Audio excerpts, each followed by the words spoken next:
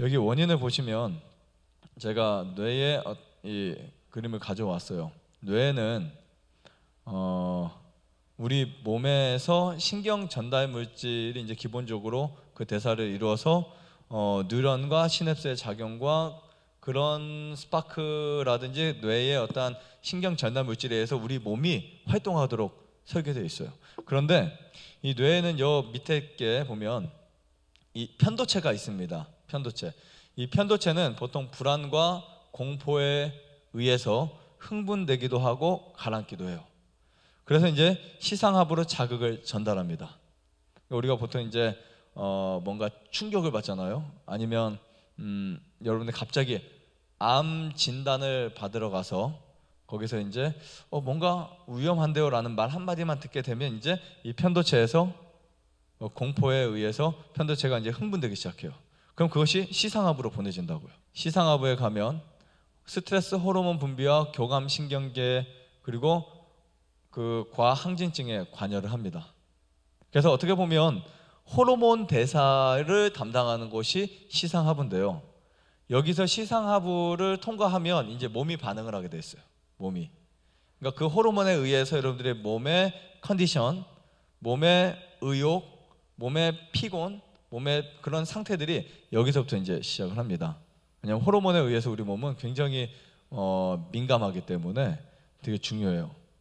그 다음에 해마를 보면 이 불안과 공포가 해마에 이제는 편도체에서 시상하부로 해서 해마에 어떻게 되냐면 해마와 대뇌피질이 이제 장기 기억으로 저장이 돼 버려요.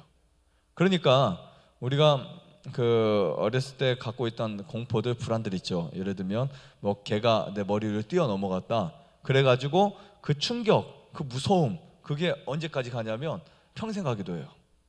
한 분은 치과에 가서 이빨을 치료받는데 너무 아프고 너무 고통스러워가지고 이분이 지금 60 몇 세신데 여기 자연치료하러 오셨어요. 보험도 다 돼요. 임플란트 하나도 안 했어요. 치아가 아예 없습니다. 그 상태에 저는요, 이빨이 없으면 뭐 잇몸으로 먹는다는 말을 그때 체험을 했어요. 아, 이렇게 드시는구나. 치아가 하나도 없이 잇몸으로 씹어 드시더라고요. 부드러운 거 드리긴 했지만 몇 년 전에 오셨어요. 2, 3년 전에. 그분을 보면서 이게 딱 생각이 난 거예요. 해마의 불안과 공포가 또 대뇌피질의 장기 기억으로 저장된 거예요. 스트레스라고 하면 스트레스고 트라우마라고 하면 트라우마라고 할 수 있어요. 장기 기억으로 저장돼서 계속 치과만 봐도 이제는 그게 생각이 나는 거예요.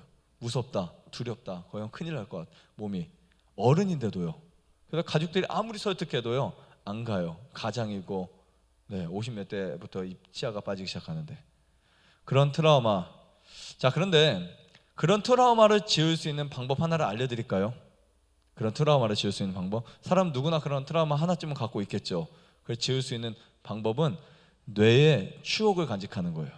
추억은 좋아하는 사람이나 내가 그 사랑하는 사람이나 가족들 같이 시간을 보내면서 거기서 아름다운 것들을 저장하면 그것이 추억이 됩니다. 그 추억이 쌓이게 되면, 즉 우리가 산에 가면서 아름다움을 보고 또 좋은 시간, 여기서 지냈던 행복한 시간들을 기억하게 되면요, 그것들이 밀려나가게 돼 있어요. 그래서 영원히 저장될 필요는 없습니다. 즉 좋은 아름다운 추억들이 만들어지면 과거의 불안과 공포가 하나씩 하나씩 삭대지기 시작해요. 그러면서 그게 기억이 잘 안 나, 희미해져요. 그리고 기억이 안 나는 것보다는 그게 공포감으로 안 느껴져요, 이제는요. 왜냐하면 앞으로 일어나는 것들이 나에게 행복하게 되면. 근데 이거 굉장히 문제예요. 그다음 뇌관, 흥분과 각성으로 이제 과긴장과 과호흡에 관여합니다. 그리고 두뇌 흥분과 신경 전달 물질을 분비하고 이제는 운동과 감각 정보에 전달을 해요. 그래서 청소를 못 하는 거예요. 어떻게 보면 뇌는 이렇게 한 사이클로 돌면서 우리 몸에 일어나는 우울증 반응을 여기서부터 시작하는 거예요. 스트레스가 그래서 이렇게 무서운 겁니다. 스트레스가 편도체에서 해마 경로를 보면요, 아래 보시면 두 군데로 나눠집니다. 이번엔 위 거를 볼 거예요. 스트레스가 이제 시상하부, 시상하부를 흥분시켜요. 그러니까 우리가 열받는다 그런 표현을 하죠.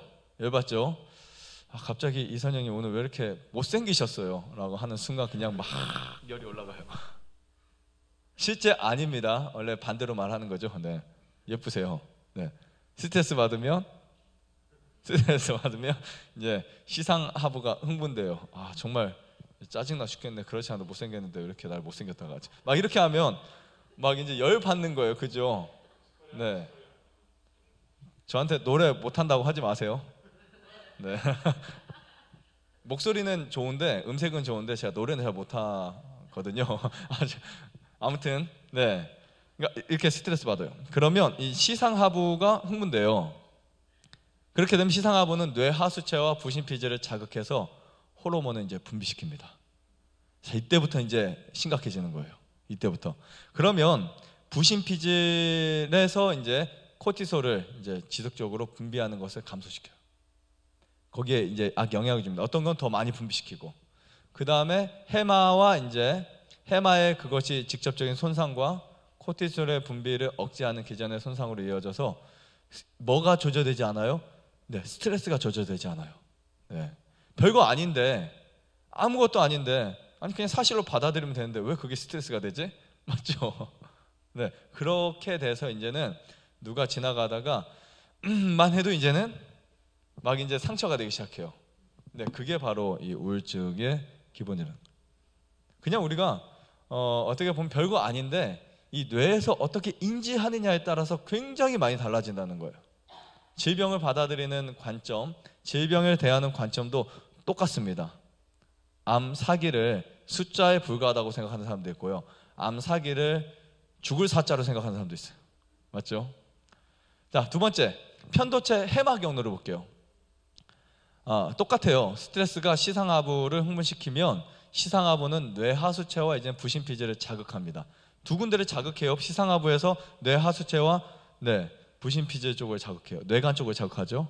그러면 이 뇌간에 청반핵에 작용해서 노르에피네프린이라는 물질을 이제 분비를 억제시켜요. 또 억제시켜요. 근데 이런 것들이 그냥 단도직입적으로 말씀드리면 커피 드셔도 그래요. 커피 드셔도. 네. 근데 이 억제된 노르에피네프린에 의해서 이제 여러분 여기서 이제 정신질환이 막 갈릴 수 있어요. 이게 많이 나오면 사이코시스라든지 사이코패스라든지 여기에서 이제 결정이 됩니다. 근데 그 전에 먼저 우울증이라든지 그 다음에 조울장애라든지 뭐 이런 것들이 아니면 공황장애들이 이제 형성이 되겠죠. 그 다음에 봉선에게 작용해서 세로토닌 분비를 억제해서 우울증을 초래하죠. 결국은 우리 뇌에서 세로토닌을 억제하는 그 경로에서도 역시 우울증이 생겨요. 그러니까 우울증이 한 경로에서만 생기는 거 아닙니다. 이런 부분을 우리가 충분히 이해한다면 스트레스 받지 말아야 되겠다. 그죠? 네, 스트레스를 받는 게 단지 우울증에만 나쁜 게 아니라요. 그게 신호를 통해서 몸 전체가 망가지는 행위라고 보실 수 있어요. 그러니까 스트레스 받으면 혈액도 망가지고 항상성도 깨지고 산 균형도 깨져버려요. 모두 다 망가집니다. 그 스트레스 범위를 어디서 어디까지 볼 것인지를 또 나중에 우리 공부하면서 찾아보도록 하고요. 좋아요, 구독, 안에다가 눌러주세요. 눌러주세요.